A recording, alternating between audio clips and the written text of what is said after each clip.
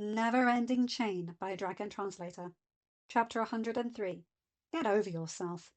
Alpha, Meatlug said, since the younglings' companions are rock-biters and spike-throwers, those of us who are the same species can go and aid in bringing all of them up here. Hiccup turned to her and smiled. Go, he said. Get them here before the waves threaten those hatchlings again.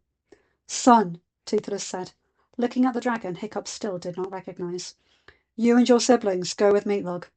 Yes, Dad, the three younglings chorused.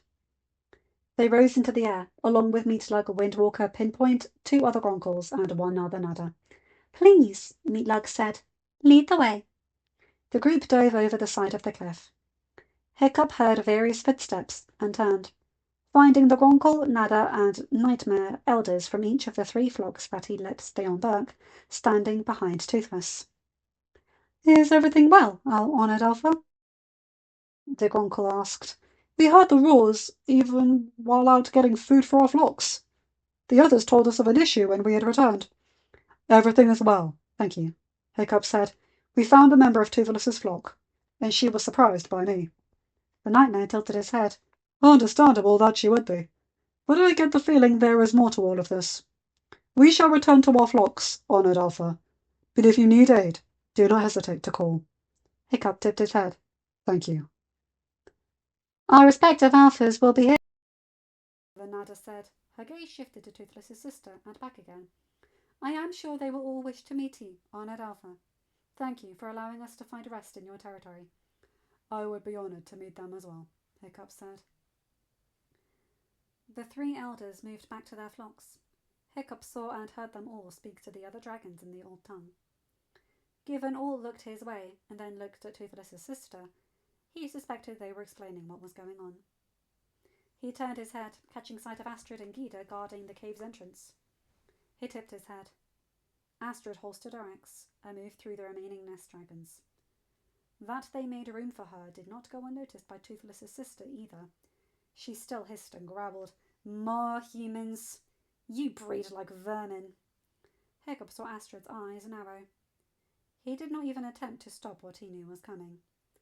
Sister to Toothless, the female Night Fury might be. She had brought this upon herself. You speak of humans killing dragons, Astrid said, her voice ice. Yet you forget that dragons have killed humans as well. Why should I care? Less humans in the world, then. Oh, get over yourself, Astrid said. We all faced tragedies in that war. I watched my uncle die because of a dragon, and I was what a dragon would consider a youngling at the time. Hiccup was a hatchling when a dragon took his mother. Thing is, Hiccup ended that war because he chose to see beyond what was always thought of as right. To look beyond all that death and destruction and find the truth of the matter. And what truth is that? That a dragon ordered her nest to raid humans, to steal from humans, to kill and take humans from their homes. You lie! No, Stormfly said, stepping forward and standing next to her rider. She does not. A female lava dweller did order her nest to raid humans, to steal food from humans, and to take humans from their nests, to kill them if they interfered. And, not unlike a dragon whose nest is violated, the humans retaliated. The humans, though, did not know dragons were being ordered to act in such manners, and began to see all dragons as the enemy, the same way you see all humans as the enemy, even though there are three here who have offered you no harm, despite repeated insults flung their way. And why should I believe the words of a dragon that bowed to humans? Because most of those here were once part of that lava dweller's nest, Hookfang said, moving so that he was behind Hiccup and Astrid, and his head and neck extended over them. Including the brother you searched for. We were all ordered to raid humans and bring food back to that lava dweller, or else she ate us as punishment. The female Night Fury looked at her brother. Hookfang is right, Toothless said. I was her nest protector. I guarded the raiding flocks. The first one I ever went out on, she deemed they did not bring back enough food. She ate one of the 4 younglings who called me father. She ate him right in front of me, and said that fate would befall the other 3 if I did not do what I was ordered, and do it correctly. The sister looked back at Hookfang. You said most, she said. Shadow Fire moved from his place next to the cave. The nest dragons moved to let him through. Hiccup saw the female Night Fury's eyes widened. He means myself, Shadowfire said. At least out of the group that you see here. Myself, my brother, and his mate are not from here. Our previous nest is far from here, actually. Myself and my brother were also raised by a human. A human who saved us from other humans, who had killed our blood parents and took our eggs. Our mother killed those other humans in order to save us. How did humans kill your blood parents, Tall Singer? The sister asked. My ancestors swore to protect your kind. Shadowfire blinked. Your ancestors did what now? Toothless sighed. Our ancestors befriended some of your kind, Shadowfire. We were never sure how they ended up in the nest. But they were taken in and promised shelter. There are still many in my previous nest now. I see, Shadowfire said. He shook himself. But as I said, I am not from here. Nor is my mother, or my brother, or his mate. Before Toothless's sister could say anything more, the others returned. Meatlug and the other 2 Gronkles each carried 1 Gronkle hatchling. They hovered just barely over the stone and gently set the hatchlings down. Next came Windwalker, Pinpoint, and the other Nadder.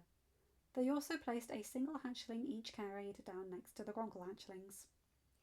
All the 6 then moved away, rejoining their mates. Toothless's younglings hovered just over the edge and let the 2 adult Gronkles and 2 adult Nadders land.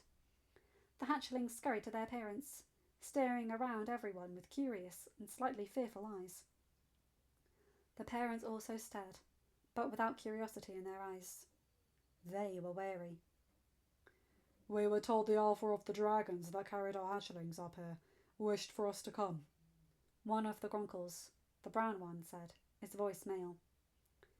Hiccup stepped away from Astrid, but looked at Toothless's younglings first.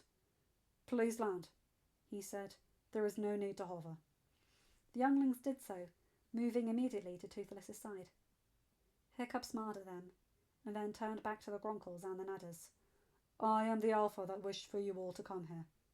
These younglings said they kept the waves from drowning your hatchlings. Here, the waves can't reach them at all.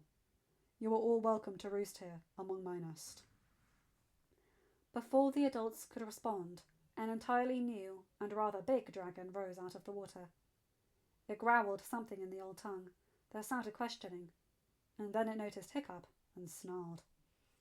End of chapter. Hi guys, hope you enjoyed this one. I kind of like this one. Astra's just like, oh snap out of it. We've all suffered. Get over yourself. I kind of love that. She's not one to pull punches.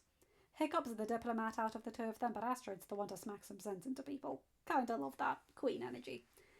And yeah, so this next chapter's interesting. I like this one. Anyway, you guys know the drill. Like, comment and subscribe and hit that bell to get notified whenever I upload a new video. Have a good day, night, or whatever time zone you're in. Bye my guys, gals and non-binary pals. I'll see you in another video. Take care.